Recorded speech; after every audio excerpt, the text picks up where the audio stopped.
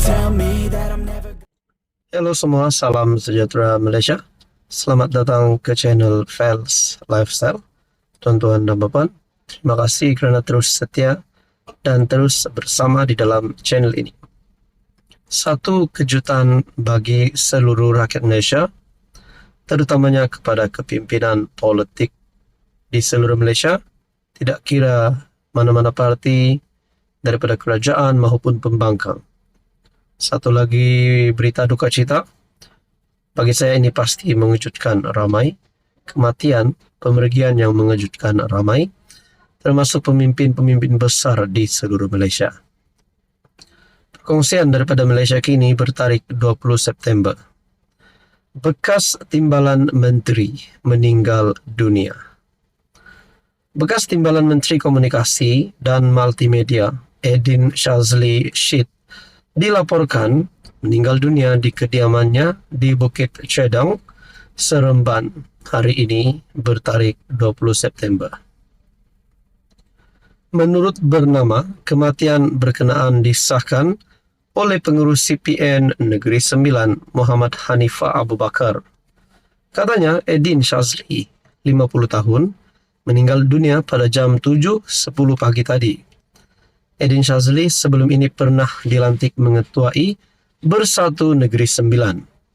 Namanya meningkat naik selepas memenangi kerusi Parlimen Kuala Pilah dalam PRU ke-14 yang diadakan pada 2018. Ketika itu dia mengalahkan ahli politik veteran UMNO BN Hassan Malik dengan majoriti 200 undi. Kemenangan itu menyaksikan kerajaan PH melantik dia sebagai timbalan menteri. Apabila kerajaan PH dijatuhkan dan diganti dengan pentadbiran baru, dia sekali lagi dipilih menjadi timbalan menteri di kementerian lain. Bagaimanapun, dalam pilihan raya umum ke-15, Edin Shazli gagal mempertahankan kerusi Kuala Pilah apabila kecundang kepada Adnan Abu Hassan daripada Barisan Nasional dengan majoriti 6,483 undi. Edin Shazli turut dinamakan oleh PN bertanding bagi kerusi Dun Joaseh apabila Negeri Sembilan mengadakan pilihan raya negeri pada tahun lalu. Dia sekali lagi kalah kepada calon BN, kali ini kepada Bibi Sharliza Muhammad Kali. Kedua-dua mereka dipisahkan oleh perbezaan undi yang tipis, yaitu 78 undi. Memetik Muhammad Hanifah bernama melaporkan kesihatan Edin Shazli merosot sejak 5 bulan lalu dan dia menerima rawatan susulan di hospital swasta sebelum dibawa pulang semalam. Kami ahli PN berada di rumahnya sejak semalam bersama keluarga. Pemergian Allahyarham satu kehilangan besar untuk PN Negeri Sembilan. Taksiah kepada keluarga Allahyarham Datuk Edin Shazli, semoga rohnya dicucuri rahmat, katanya. Muhammad Hanifah juga menganggap Edin Shazli seorang ahli politik berpengalaman dan banyak membimbing dia membentuk pasukan yang kuat. Jenazah Allahyarham akan dibawa ke Masjid Cedong untuk disolatkan dan seterusnya dikebumikan di tanah perkuburan Islam Bandar Ainsdale. Allahyarham meninggalkan seorang balu, Dr. Nurul Azlin Ibrahim, dan 2 anak lelaki serta seorang anak perempuan. Semoga keluarga diberikan kekuatan dan ketabahan untuk menghadapi semuanya. Ini adalah pemergian mengejutkan seluruh Malaysia. Halo semua, salam sejahtera Malaysia. Selamat datang ke channel Fels Lifestyle. Tuan-tuan dan puan, sekali lagi nama Sanusi ataupun nama Menteri Besar Kedah disebut-sebut ramai setelah beliau yang pergi ke Jepun di ketika rakyat di Kedah sedang berhadapan dengan bencana alam yaitu banjir. Dan ini telah menimbulkan banyak kecaman terhadap Menteri Besar Kedah Muhammad Sanusi. Ini satu berita yang dikongsikan melalui Malaysia Kini bertarikh 20 September.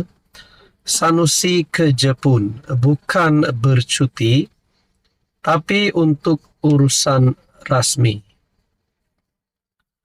Pejabat Menteri Besar Kedah mengesahkan bahawa Muhammad Sanusi kini berada di Kumamoto, Jepun atas urusan rasmi.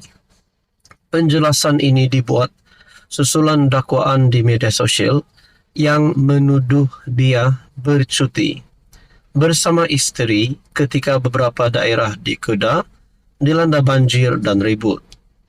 Bagaimanapun, Pejabat Menteri Besar Kedah menegaskan lawatan Sanusi bukanlah untuk bercuti, tetapi bagi mempelajari pengurusan operasi empangan bawah tanah di wilayah tersebut.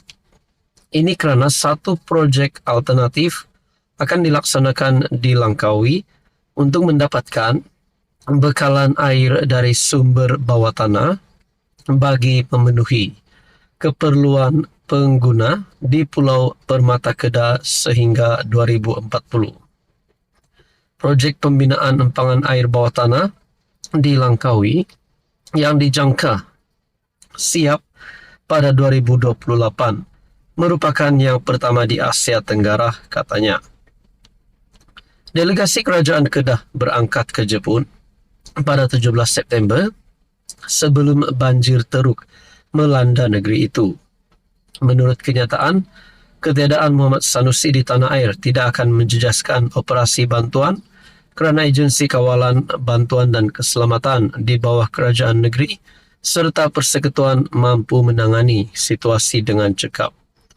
Walaupun berada di luar negara, MB sentiasa memantau dan mengikuti perkembangan semasa bagi memastikan beban bencana yang ditanggung masa banjir di Kedah ditangani dengan cepat dan berkesan. Lambat itu, saudara-saudara, melalui satu perkongsian daripada FB page Ana Tahu, rakyat tengah hadap banjir ribut. MB gi Jepun, apa dah hal? Dan di dalam ruangan komen terdapat serangan-serangan yang berlaku terhadap Menteri Besar Kedah. Ada yang kata pergi honeymoon dengan isteri baru guna wang rakyat atas alasan kerja rasmi dapatkan pelaburan daripada Jepun. Ada yang kata MB kita pi honeymoon pun tak boleh ke? Kalau kat negeri walaun kira bukan bala. Kalau kat negeri lain-lain kira bala. Kalau tak percaya tanya bala yang jumpa Nabi itu. Pikir logiklah, Jepun negara yang kerap kena banjir tsunami. Mestilah MB pi cari speaker yang best untuk karaoke. Saudara-saudara, itu adalah serangan yang diterima oleh Muhammad Sanusi melalui ruangan komen Facebook page Anda Tahu. Namun, seperti yang kita sudah terima maklumat bahawa delegasi Kedah, Menteri Besar Kedah, di mana lawatan Sanusi ke Jepun adalah atas urusan rasmi. Saudara-saudara, tuan-tuan dan puan, apa komen Anda?